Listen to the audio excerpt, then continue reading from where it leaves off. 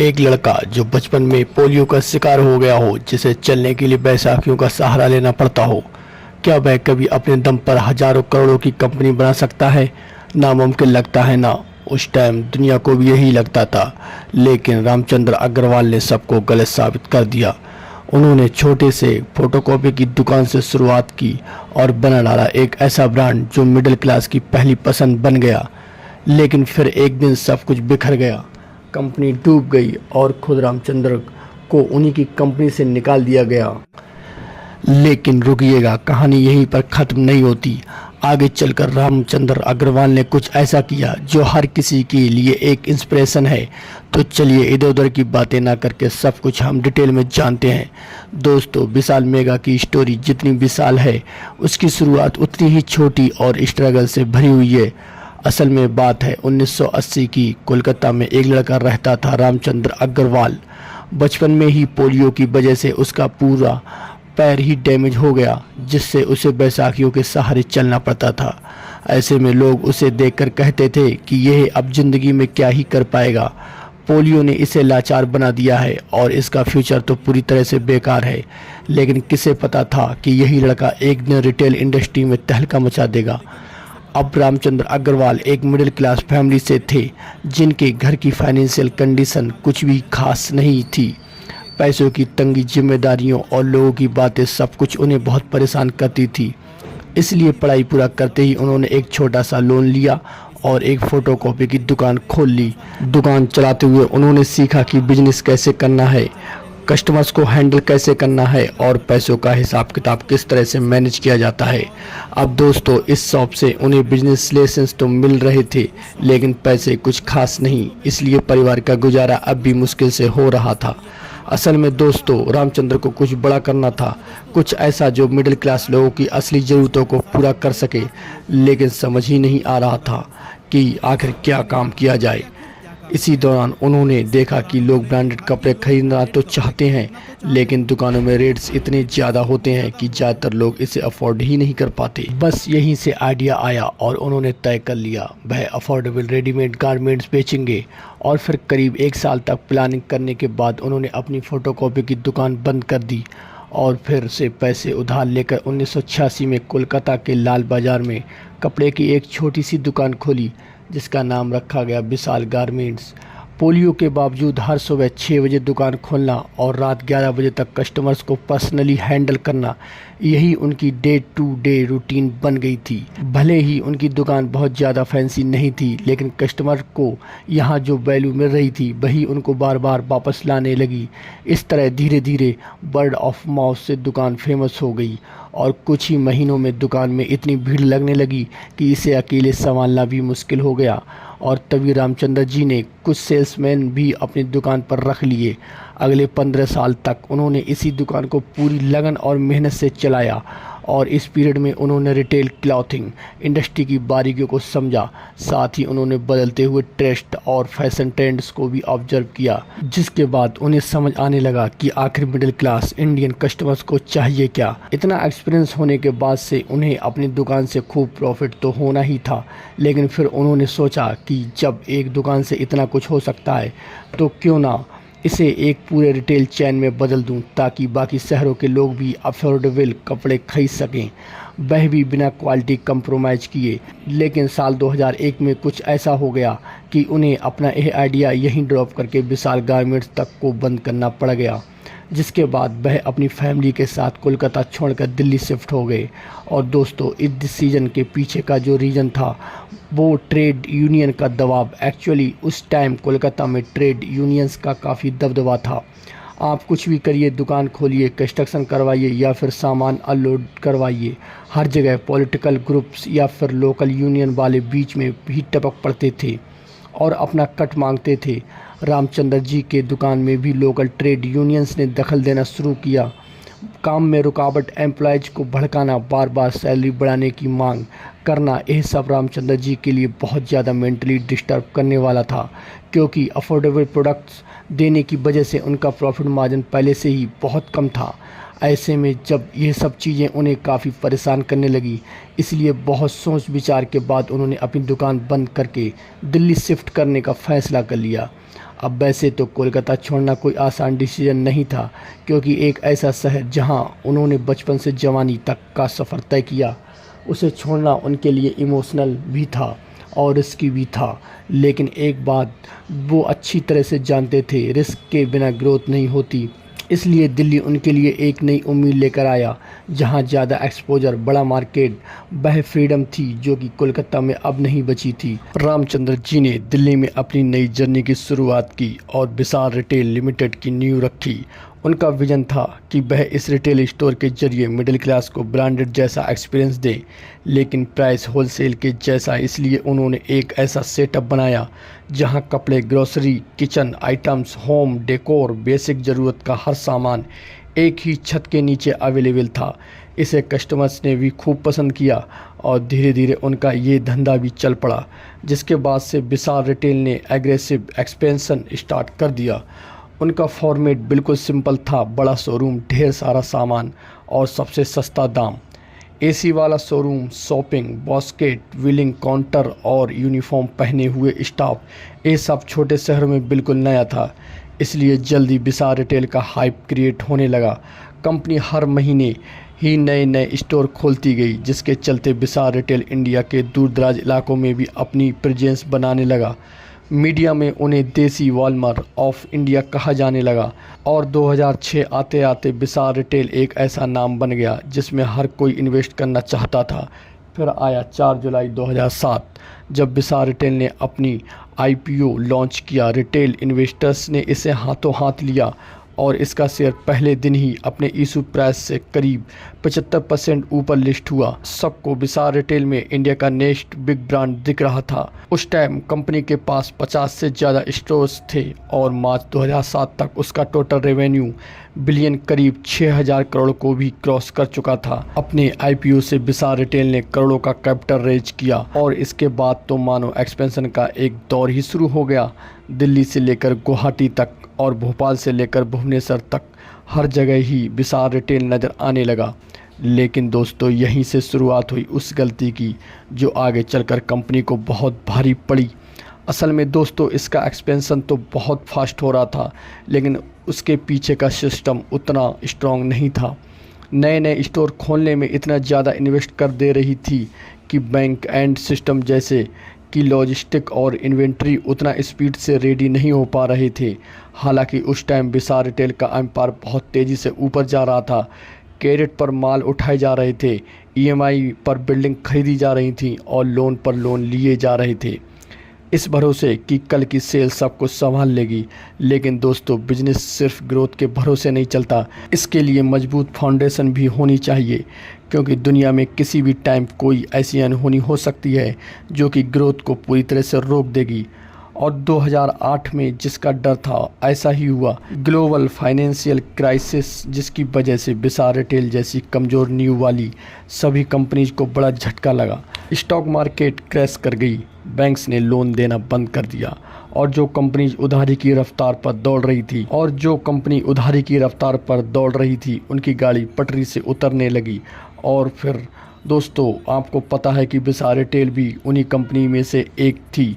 Stock market crash की वजह से विशाल रिटेल को 750 करोड़ का लॉस हुआ और इसने पिछले 2 सालों में इतनी तेज़ी से एक्सपेंशन किया था कि कंपनी के पास कैश कम और खर्चा ज़्यादा हो गया। बैंक बार बार ईएमआई भरने की रिमाइंड भेजने लगे, सप्लायर्स पेमेंट की मांग कर रहे थे और कस्टमर्स भी काफ़ी कम हो गए थे, क्योंकि रिसेशन के डर से लोग ज़रूरी चीज़ों के अलावा कुछ भी खरीदना अवॉइड करने लगे थे। हालात ये हो गई थी कि विशाल रिटेल के कुछ स्टोर्स में तो इलेक्ट्रिसिटी बिल तक नहीं भरे जा सके और कई जगह तो किराए पेंडिंग में थे, जिसके चलते दुकान मालिकों ने स्टोर्स बंद करवा दिए। रामचंद्र अग्रवाल जी ने बहुत कोशिश की कि सिचुएशन को कंट्रोल में रखें। उन्होंने कास्ट कटिंग शुरू की, कुछ स्टोर्स भी बंद कर दिए और नए लोन लेने के लिए बैंक से अप्रोच किया। लेकिन अब मार्केट में कोई किसी पर भरोसा ही नहीं कर रहा था। ये वही विशाल रिटेल था जो 1 साल पहले इन्वेस्टर्स के लिए सोने का अंडा देने वाली मुर्गी था, लेकिन आज एक खुद सर्वाइवल के लिए स्ट्रगल कर रहा था। रामचंद्र अग्रवाल हर तरफ घिर चुके थे। विशाल रिटेल की भी हालत इतनी खराब हो गई थी कि स्टाफ तक को सैलरी देने के लिए पैसे नहीं बचे थे और इस तरह से 2010 आते आते विशाल रिटेल ऑलमोस्ट खत्म हो चुका था। रामचंद्र अग्रवाल जी को इमोशनल, फाइनेंशियल और लीगल हर तरह के प्रेशर में दबने लगे थे। और दोस्तों, इन सब से बाहर निकलने के लिए उनके पास दो चॉइसेस थी, या तो वह कंपनी को बैंकक्रप्ट घोषित कर दें या फिर किसी बड़े इन्वेस्टर्स को ढूंढकर कंपनी बेच दें। आखिरकार उन्होंने दूसरा ऑप्शन चुना और एक ऐसे इन्वेस्टर्स की तलाश शुरू कर दी जिसे विशाल रिटेल की खरीद सके। तभी इस स्टोरी में एंट्री हुई दो बड़े नामों की, टीपीजी कैपिटल और श्रीराम ग्रुप की।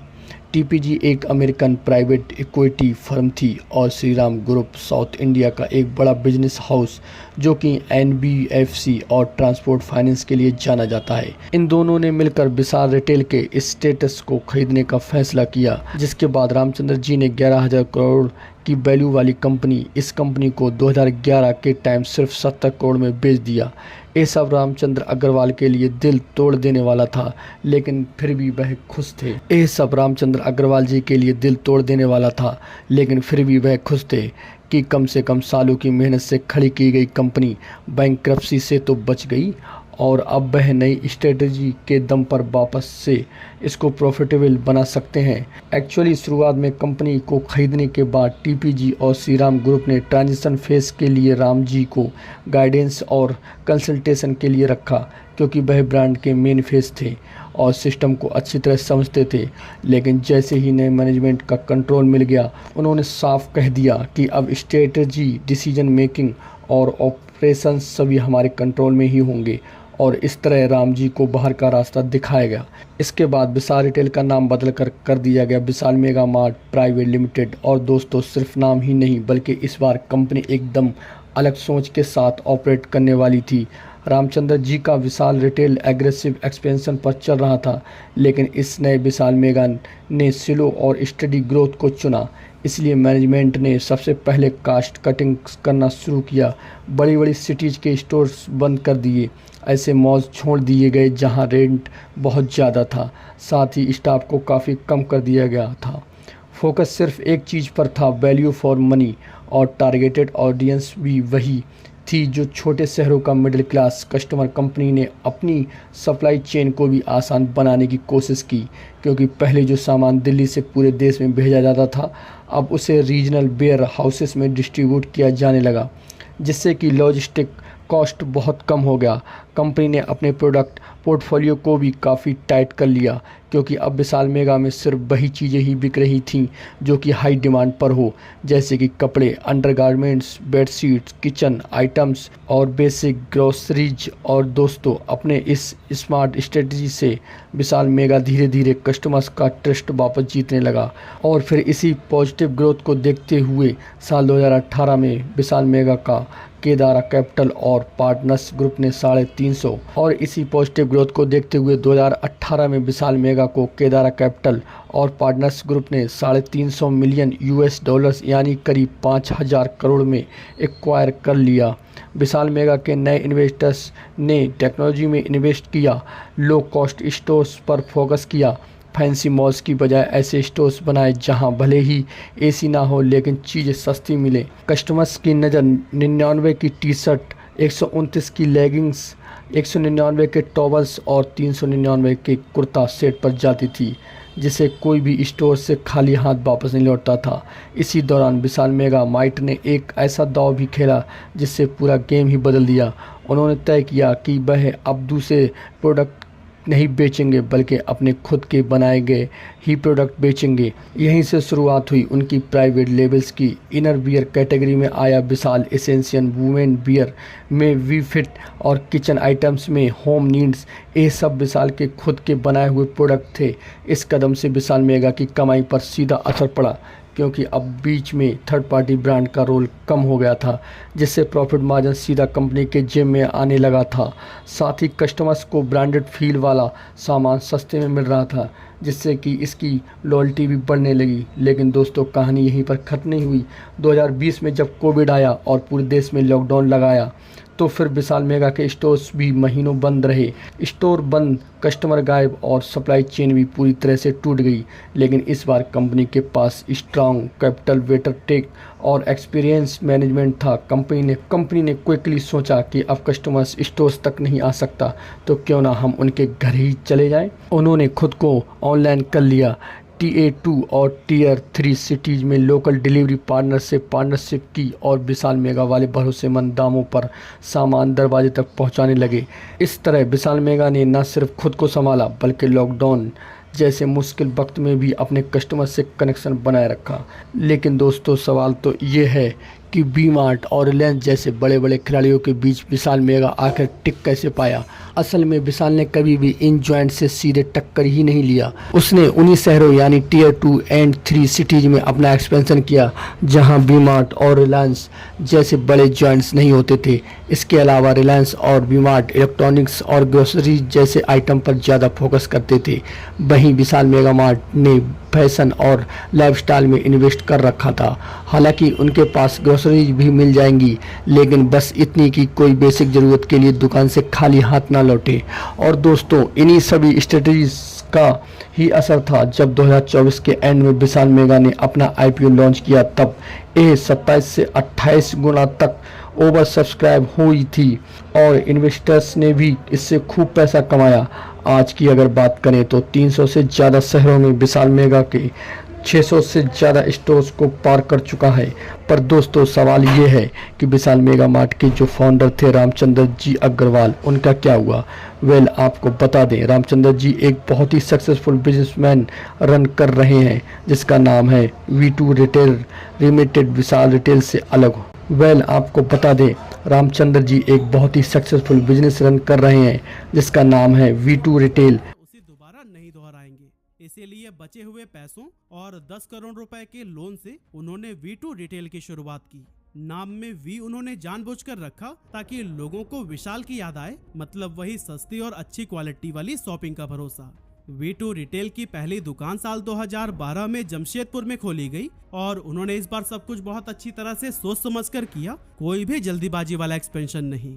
रामचंद्र जी ने हर नए स्टोर से पहले प्रॉपर मार्केट रिसर्च की और शुरू से ही सप्लाई चेन को मजबूत बनाए रखा, जिसका नतीजा ये रहा कि 2013 तक कंपनी का टर्नओवर 100 करोड़ रुपए को भी पार कर गया और 2014 में ये आंकड़ा बढ़कर 225 करोड़ रुपए से भी ऊपर पहुंच गया था। रामचंद्र अग्रवाल ने अपना पूरा ध्यान छोटे शहरों और कस्बों पर लगाया, जैसे कि बिहार, झारखंड, उत्तर प्रदेश और मध्य प्रदेश जैसे राज्यों में जहां ऑर्गेनाइज्ड रिटेल का अभी भी बहुत स्कोप था।